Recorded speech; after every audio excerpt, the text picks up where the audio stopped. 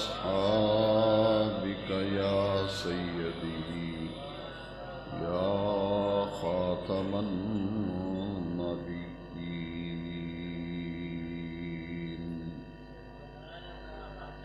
سامعین محترم، رجب المرجب شریف کی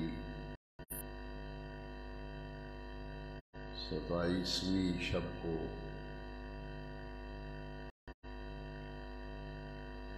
ایک ایسا محیر العقول اور حیرت انگیز واقعہ پیش آیا جسے اہل اسلام، اہل ایمان معجزہ معراج سے تعبیر کرتے ہیں۔ کل کی جو شب آ رہی ہے، ہفتہ اور اتوار کی درمیانی شب، یہ شب معراج ہے، اور یہ رات ہر سال بڑے وقار اور بڑی تعظیم کے ساتھ پوری دنیا میں منائی جاتی ہے۔ اہل عرب اس رات کو لیلۃ الاسراء کے نام سے تعبیر کرتے ہیں، اور اسے لیلۃ الاسراء کے نام سے ہی منعقد کرتے ہیں۔ ہمارے علاقوں میں اسے شب معراج کا نام دیا جاتا ہے۔ یہ معجزہ معراج قرآن مجید میں اس کے لیے سیر کا لفظ آیا، اس لیے اسے اسراء بھی کہتے ہیں، معراج بھی کہتے ہیں۔ اس سارے معجزے کو اور ساری سیر کو عام طور پر معراج کے نام سے ہی تعبیر کیا جاتا ہے۔ اہل علم کے نزدیک اس معجزے کے دو پہلو ہیں، دو مرحلے ہیں۔ ایک زمینی سیر ہے، ایک آسمانی سیر ہے۔ زمینی سیر کا ذکر 15ویں پارے کی پہلی آیت کریمہ میں سورہ بنی اسرائیل، جس کا دوسرا نام سورہ اسراء ہے، اس کی پہلی آیت میں معجزہ معراج کی زمینی سیر کا ذکر ہے، اور قرآن مجید کی سورہ النجم میں اور احادیث صحیحہ میں آسمانی سیر کا ذکر ہے۔ زمینی سیر کو مسجد حرام سے مسجد اقصیٰ کو اسراء کہتے ہیں، اور مسجد اقصیٰ سے حضور کا عالم بالا کی طرف تشریف لے جانا وہ معراج کہلاتا ہے۔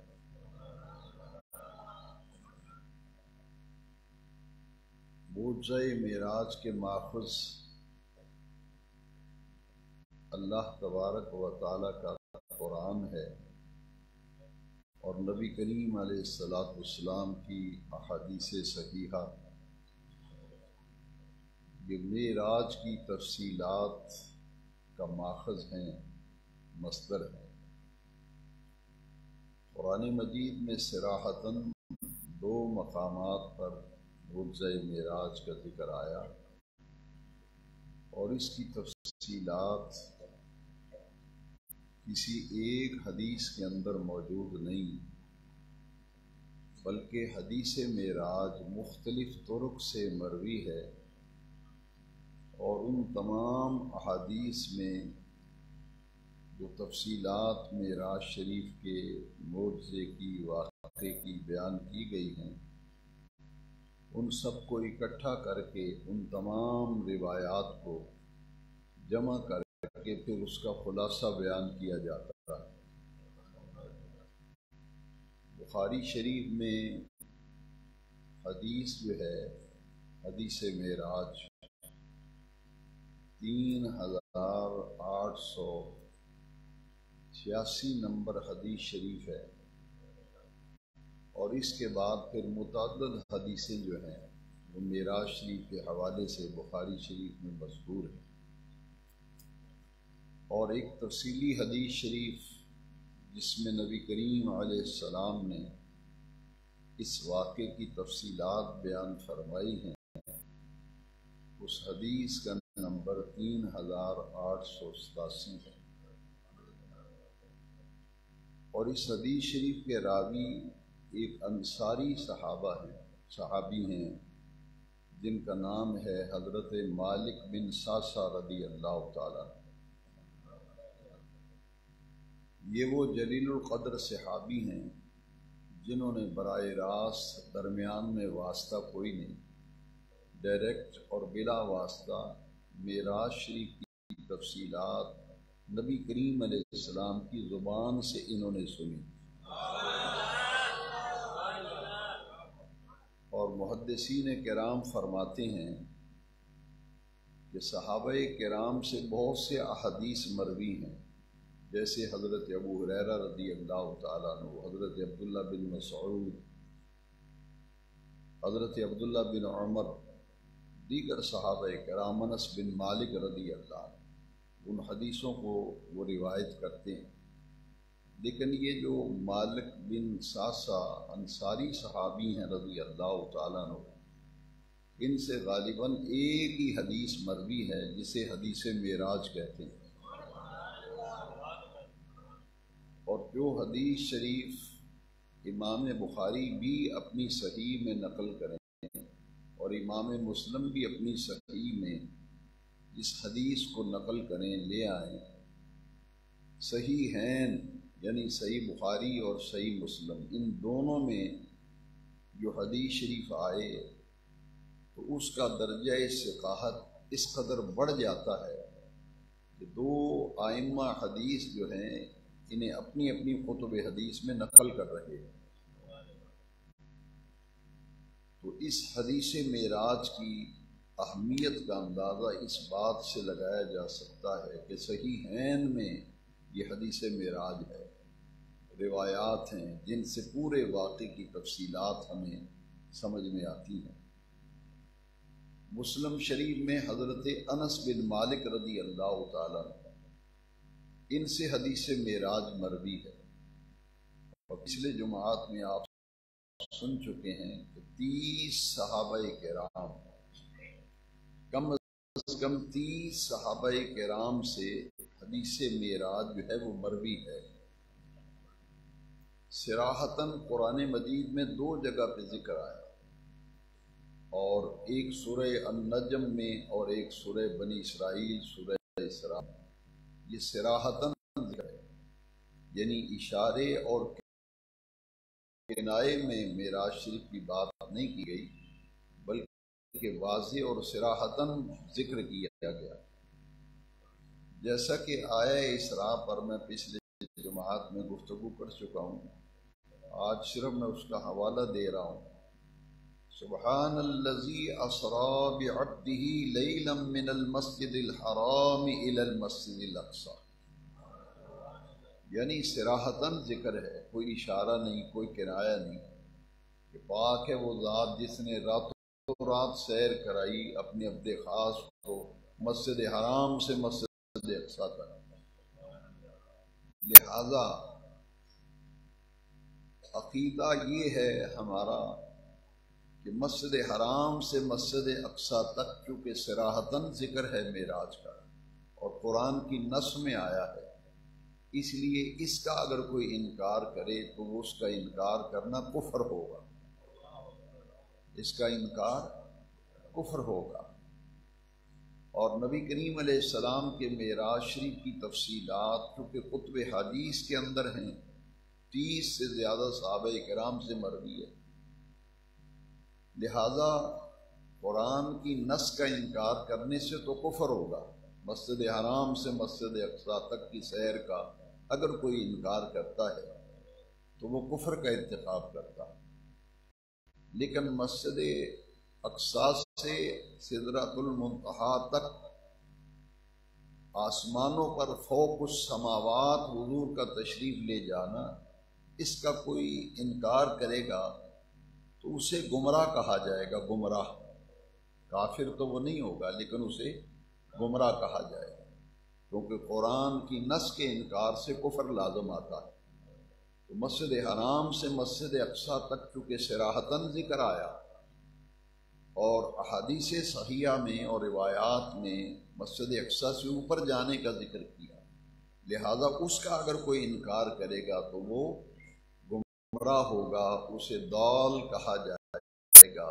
وہ گمراہی ہے اس کا انکار کرنا، کیونکہ اس کی تفصیلات خود نبی کریم علیہ السلام نے بیان فرمائی۔ لہذا اس واقعے کی اہمیت پر میں تھوڑی سی آج گفتگو کرنے کا ارادہ رکھتا ہوں۔ ایک تو یہ ہے کہ تفسیر روح البیان میں امام اسماعیل لکی علیہ الرحمہ نے حضرت شیخ اکبر شیخ محی الدین ابن عربی رضی اللہ عنہ کا قول نقل کیا ہے کہ نبی کریم علیہ السلام کو معراج 34 مرتبہ ہوئی۔ کتنی مرتبہ؟ 34 مرتبہ حضور کو معراج کرائی گئی۔ 33 مرتبہ جو معراج کرائی گئی وہ روحانی معراج ہے، وہ روحانی معراج ہے۔ اور ماہ رجب شریف کی 27ویں شب کو جو معراج کرائی گئی، یہ ایک معراج جو ہے یہ جسمانی ہے، یہ معراج جسمانی ہے۔ جسد مع الروح اور روح مع الجسد نبی کریم علیہ السلام کو معراج کرائی گئی۔ قرآن مجید میں جو لفظ عبد استعمال کیا گیا یہ حضور کے معراج جسمانی پر دلالت کرتا ہے۔ اور دوسرا، حضرت موسیٰ کلیم اللہ علیہ السلام، ان سے اللہ کریم نے 2 مرتبہ کلام فرمایا۔ حضرت موسیٰ سے کتنی مرتبہ؟ 2 مرتبہ۔ کلیم اللہ ان کا لقب ہے کہ وہ اللہ کے کلیم ہیں، اللہ نے ان سے کام فرمایا۔ ہم کلامی کا شرف حاصل ہوا حضرت موسیٰ کو 2 مرتبہ۔ اور میرے نبی کریم علیہ السلام چونکہ حبیب اللہ ہیں، کلیم اللہ سے 2 مرتبہ کلام فرمایا، اور حبیب اللہ کو 2 مرتبہ نبی کریم علیہ السلام کو اللہ کریم نے اپنی زیارت عطا فرمائی۔ معراج کتنی دفعہ ہوئی؟ 34 مرتبہ۔ 33 مرتبہ معراج روحانی ہے اور 1 مرتبہ معراج جسمانی ہے۔ باقی رہ گیا معاملہ کہ اللہ کریم کی زیارت، رؤیت باری تعالی اور دیدار الہی، یہ نبی کریم علیہ السلام کو 2 مرتبہ اللہ کریم نے اپنا دیدار عطا کیا۔ ایک شب معراج رجب کی 27ویں شب کو میں خلوت میں فوق السماوات عالم بالا کی سیر کرائی تو حضور کو رب ذوالجلال نے اپنا دیدار اور اپنی زیارت سے مشرف فرمایا۔ ایک مرتبہ سر کی آنکھوں سے اور دوسری مرتبہ نبی کریم علیہ السلام نے دل کی آنکھوں سے رب کا دیدار کیا۔ جو لوگ رؤیت باری تعالیٰ کا انکار کرتے ہیں کہ حضور نے اللہ کو نہیں دیکھا، میں ایک حوالہ آج دے رہا ہوں کہ دیوبند مکتبہ فکر کی جو تبلیغی جماعت ہے اور مشہور ہے رائیونڈ والی جماعت، ان کے پاس ایک کتاب ہے فضائل اعمال، فضائل اعمال، جس کا وہ درس دیتے ہیں۔ ہر تبلیغی جماعت کے آدمی کے پاس وہ کتاب آپ کو مل جائے گی، فضائل اعمال۔ اس میں لکھا ہے کہ حضرت امام احمد بن حنبل نے 2 مرتبہ خواب میں رب کی زیارت کی. یہ ان کی کتاب میں لکھا ہے. لہذا اہل ایمان کا یہ عقیدہ ہے کہ ہمارے نبی کریم علیہ السلام نے اپنے رب کریم کو 2 مرتبہ دیکھا. اور سورہ النجم میں یہ 2 مرتبہ رب کو دیکھنے کا ذکر قرآن مجید میں سورہ النجم میں آیا، جس کی تفصیلات تفسیر کی کتابوں میں موجود ہے. وَلَقَدْ رَآهُ نَزْلَةً أُخْرَىٰ. اخرى کا معنی ہے دوسری مرتبہ. کہ نبی کریم علیہ السلام نے دوسری مرتبہ رب کو دیکھا معراج کی شب. 2 مرتبہ اللہ کریم کا دیدار کیا. اور جو دیدار کیا اس کی کیفیت خود نبی کریم علیہ السلام نے بیان فرمائی. حضور نے فرمایا رأیت ربی. رأیت کا معنی ہے میں نے دیکھا، ربی اپنے رب کو، فی احسن صورت، میں نے بڑی احسن صورت پر اللہ کریم کے جلووں کو دیکھا. رؤیت باری تعالی، دیدار الہی نبی کریم علیہ السلام نے معراج کی شب کیا. اور یہ شب معراج جو کل کی رات آ رہی ہے، شب معراج، اس کی چند خاص باتیں متفرق طور پر آج میں عرض کروں گا، کیونکہ ایک خاکہ ہمارے ذہن میں بیٹھ جائے. نبی کریم علیہ السلام مسجد حرام سے مسجد اقصی تک لے جائے گئے، جس کا ذکر 15ویں سپارے کی پہلی آیت میں ہے. اور اس کا انکار کرنا اعتقادی حوالے سے جو ضروری بات تھی وہ میں نے بتا دی کہ سیر معراج اور معجزہ معراج کے اس حصے کا انکار کرنا کفر ہوگا، کیونکہ نص قطعی میں آ گیا. اور یہ سفر مادی طور پر کیسے طے ہوتا تھا اس زمانے میں؟ اونٹ پر اگر کوئی آدمی سواری پہ سوار کرتا تھا تو بعض روایات میں ہے کہ 1 مہینہ جانے میں لگتا تھا اور 1 مہینہ آنے میں لگتا تھا. 2 مہینے صرف ہوتے تھے. لیکن نبی کریم صلی اللہ علیہ وسلم نے یہ رات کے مختصر وقت میں ساری سیر کر لی. صرف مسجد اقصی تک تو حضور نہیں گئے. بخاری شریف کی حدیث کا نمبر میں آپ کو بتا چکا، اس کے راوی کا نام بتا چکا. اس حدیث شریف میں ہے کہ میں جب مسجد اقصی پہنچا تو انبیاء کرام حضرت آدم سے لے کے حضرت عیسیٰ تک تمام انبیاء کرام اور تمام مرسلین اعظام نے مسجد اقصی میں میرا استقبال کیا.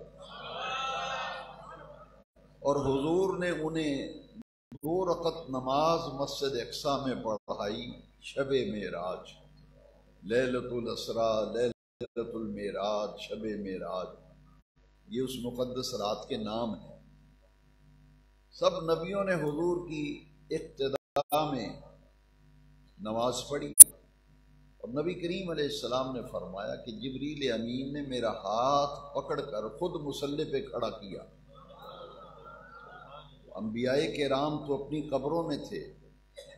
معراج شریف کی رات کے جو مشاہدات ہیں اس کا ذکر بھی اسی آیت کے اندر آ گیا ہے اسراء میں، لِنُرِيَهُ مِنْ آیَاتِنَا، تاکہ دکھائیں ہم اپنے محبوب کو اپنی قدرت کی نشانیاں.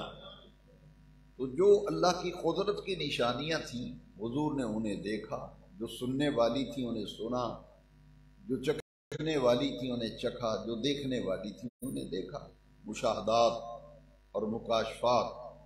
ان میں سے ایک بڑا مشاہدہ یہ تھا کہ حضرت آدم سے حضرت عیسیٰ تک انبیاء کرام تو اپنی قبور میں تھے، حضرت عیسیٰ علیہ السلام زندہ آسمان پہ تھے. تو اللہ کریم نے تمام نبیوں، رسولوں اور پیغمبروں سے فرمایا کہ چلو اپنی قبروں سے نکلو اور مسجد اقصی پہنچو. مسجد اقصی پہنچو.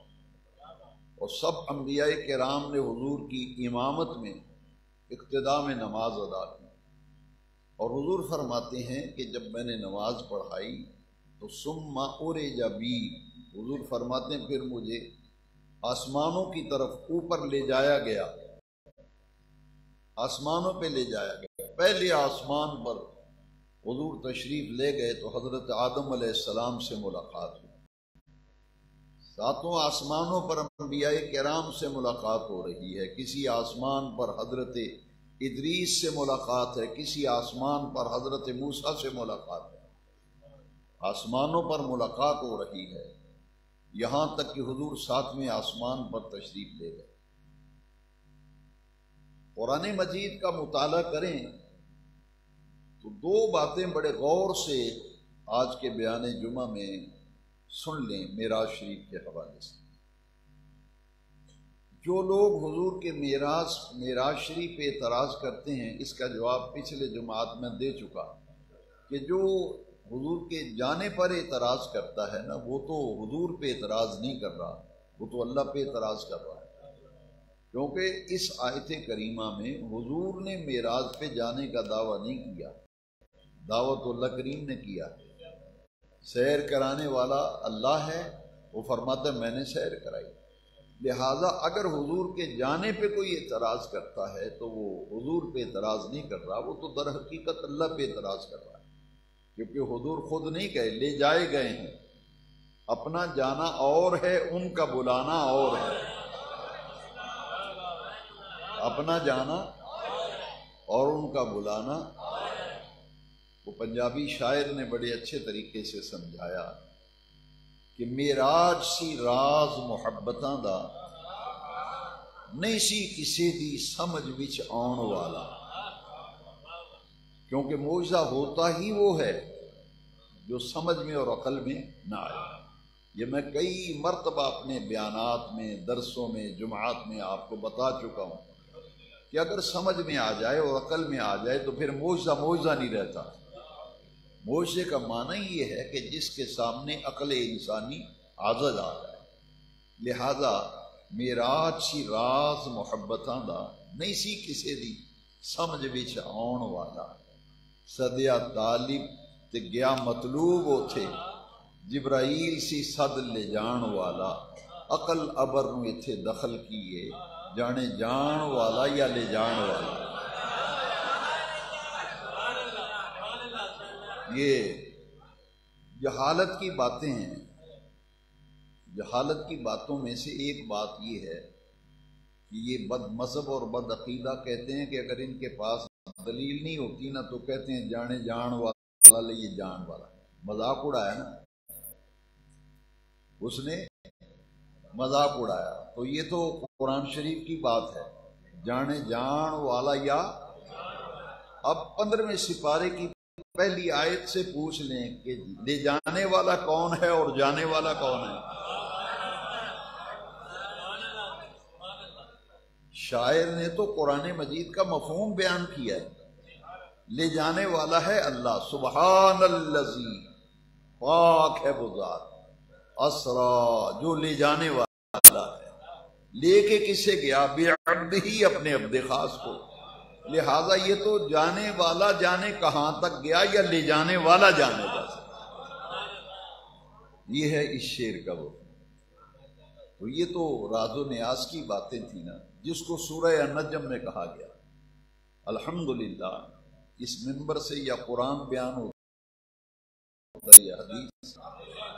اب دیکھیے کہ یہ سمجھ میں اس لیے نہیں آنے والا تھا، اور ان کم عقلوں کی عقل میں یہ بات کیسے آ سکتی ہے، کیونکہ معجزہ ہوتا ہی وہ ہے جو سمجھ میں نہ آئے۔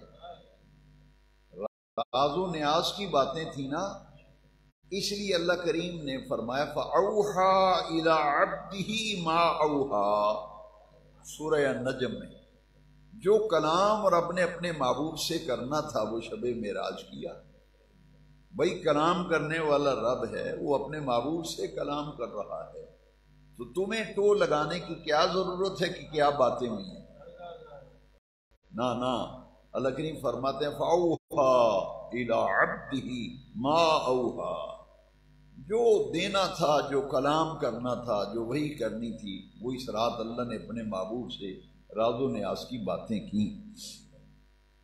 تو حدیث معراج جو حضرت مالک بن ساسا رضی اللہ عنہ سے مروی ہے اور مسلم شریف میں حضرت انس بن مالک رضی اللہ عنہ سے مروی ہے، اس میں جو شب معراج حضور نے مشاہدات کیے ان میں نبی کریم علیہ السلام کو لینے کے لیے شب معراج سیر معراج کرانے کے لیے 4 مقرب فرشتے آئے تھے، جبرائیل، میکائیل، اسرافیل اور اسرائیل، یہ 4 مقرب فرشتے ہیں۔ اور ان کے ساتھ کتنے لوگ تھے؟ ملائکہ تھے۔ کتنے ملائکہ؟ 70,000 ملائکہ۔ جبرائیل کے ساتھ بھی 70,000، میکائیل کے ساتھ بھی 70,000، اسرافیل کے ساتھ بھی، اسرائیل علیہ السلام کے ساتھ، ان 4 مقربین ملائکہ کے ساتھ 70,000 ملائکہ تھے۔ اور حضور کو شب اسرا کا دولہا بنایا گیا۔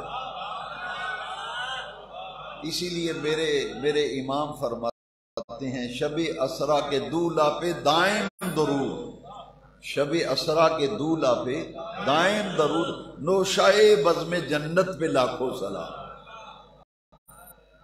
کیا مقام ہے، حضور کو سیر کرائی ہے، اور اس انوکھے طریقے سے۔ اسی لیے میں کہتا ہوں یہ محیر العقول واقعہ ہے، حیرت انگیز واقعہ ہے کہ جو حضور کو سواری پیش کی گئی وہ سواری بھی جنت سے لائی گئی۔ اس سواری کا نام حدیث شریف میں بخاری اور مسلم کی صحیح حدیثوں میں ہے، حضور نے فرمایا جو سواری مجھے پیش کی گئی وہ کیا تھا؟ براق۔ برق بجلی کو کہتے ہیں، یعنی بجلی کی جو رفتار ہے نا اس سے مبالغے کا صیغہ ہے براق۔ اور براق کی رفتار اتنی تھی کہ منتہائے نظر پر قدم رکھتا تھا، جہاں اس کی نظر جاتی تھی قدم وہاں جاتا تھا۔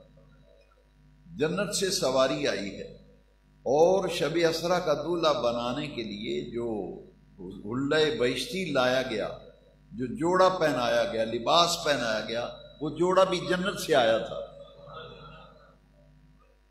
اور نبی کریم علیہ السلام کو جب شب اسرا کا دولہا بنایا گیا تو آپ کے سر اقدس پر نور کا عمامہ سجایا گیا، نور کا عمامہ۔ اور وہ نور کا عمامہ جو تھا حدیث شریف میں کہ اس کی پہلی سطر پہ پیشانی پہ لکھا تھا محمد النبی اللہ، دوسری سطر میں لکھا تھا محمد الرسول اللہ، تیسری سطر میں لکھا تھا محمد حبیب اللہ۔ اور یہ حدیث کا نمبر 3887 ہے، بخاری شریف کی حدیث شریف۔ حضرت مالک بن ساسا رضی اللہ عنہ، براق سواری پیش کی گئی، حلہ بہشتی لایا گیا، نور کا عمامہ لایا گیا۔ جب حضور تیار ہونے لگے نا تو جبریل امین نے نبی کریم علیہ السلام کے حلقوم مبارک سے لے کے ناف مبارک تک انگلی کا ایسے اشارہ کیا تو حضور کا سینہ مبارک کھل گیا۔ بخاری شریف کی حدیث شریف۔ جب دل اقدس کھولا گیا تو نبی کریم علیہ السلام فرماتے ہیں ایک سنہری رنگ کا تشت تھا، جنت سے برتن بھی جنت سے آئے تھے۔ حضور کے شق صدر کا معجزہ یہ بھی شب معراج ہوا۔ الم نشرح لک صدرک، اس کی 30ویں پارے کی جو سورہ الم نشرح ہے اس کی پہلی آیت میں حضور کے شق صدر کا معجزہ بیان کیا گیا، الم نشرح لک صدرک۔ تفصیلات حدیث کی کتاب میں یہاں اس کا خلاصہ عرض کرتا ہوں۔ جب سینہ مبارک کھولا گیا تو ایک سنہری رنگ کا تخت، سونے کے برتن، یاقوت اور زمرد کی سراہیاں لے کے جنت سے آتا، اور حضور کا دل اپنی جگہ سے نکال کر اس سنہری تشت میں رکھا گیا، اور آب زمزم سے نبی کریم علیہ السلام کے دل اقدس کو دھویا گیا، زمزم سے۔ اور دھونے کے بعد پھر حکمت کے اور ایمان کے خزانے، بخاری شریف کی حدیث ہے، جو آسمانوں سے لے کر آئے تھے ساز و سامان جنت سے لے کے آئے تھے، وہ ایمان اور حکمت کے خزانے، انوار و تجلیات حضور کے دل انور پر انڈیلے گئے،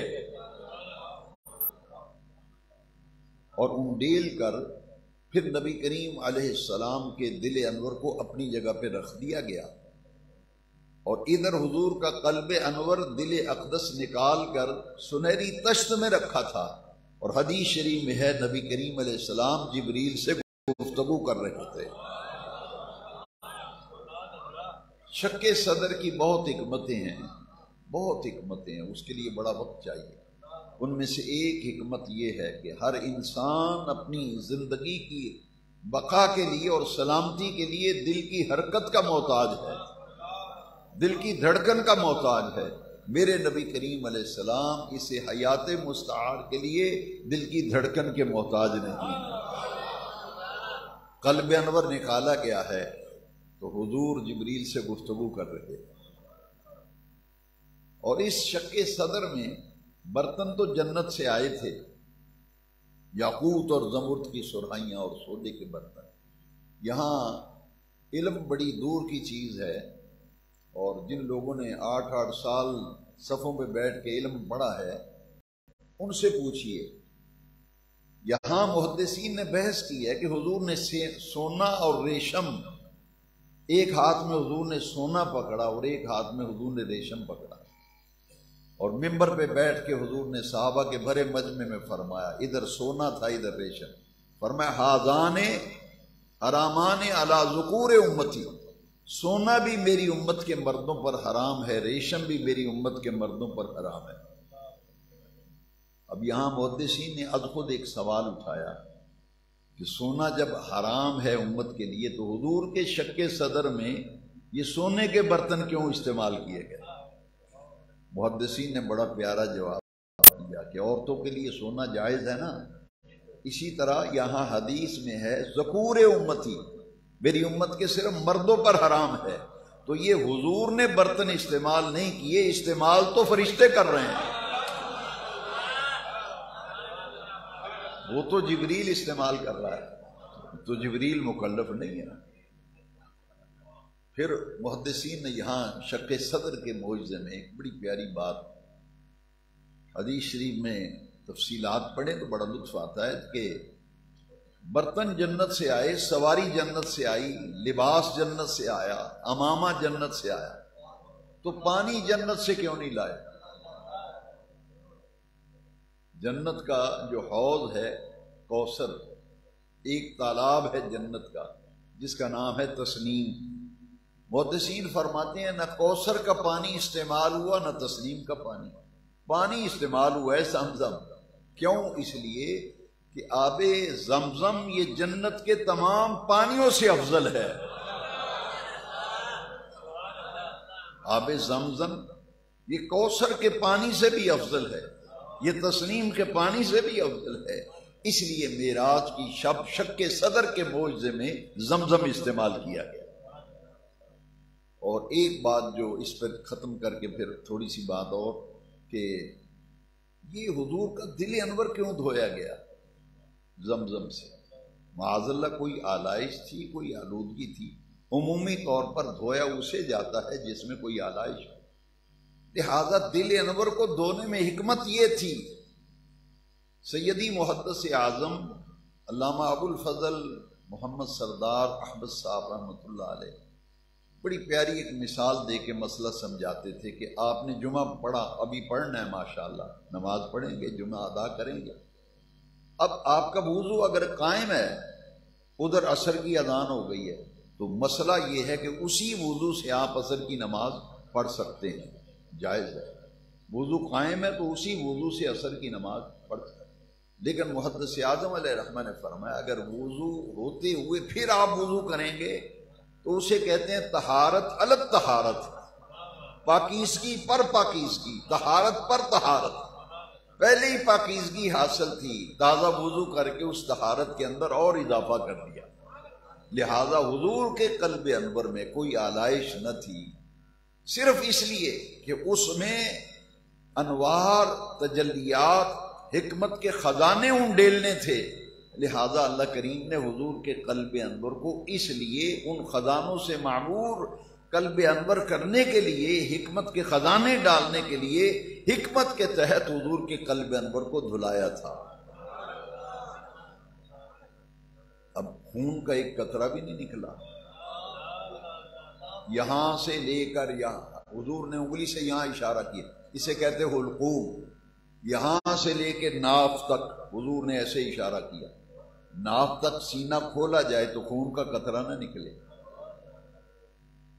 کوئی چھری کانٹا استعمال نہیں کیا گیا، انگلی کا اشارہ کیا، اور جب شق صدر کا معجزہ مکمل ہو گیا تو انگلی کا اشارہ کیا تو حضور فرماتے ہیں کہ سینہ پھر مل گیا اور کوئی نشان بھی نہیں پڑا، ایسے جیسے کچھ ہوا ہی نہیں۔ لہذا شق صدر میں حضور کے خون مبارک کا ایک قطرہ نہ نکلنا یہ حضور کی بشریت کا معجزہ تھا، یہ حضور کی بشروں اور سینہ چاک و خون نہ نکلے تو یہ معجزہ ہے، یہ شان بشریت کا معجزہ تھا۔